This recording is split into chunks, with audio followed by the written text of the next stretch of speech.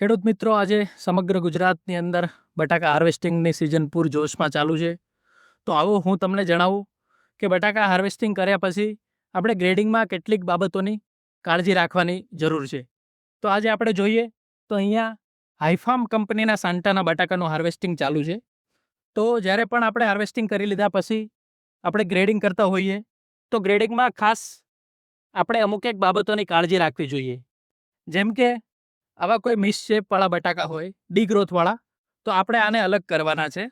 પછી કોઈ insect damage એટલે કે હોલવાળા હોય તો એને પણ આપણે ગ્રેડિંગ કરી દૂર કરવાના છે.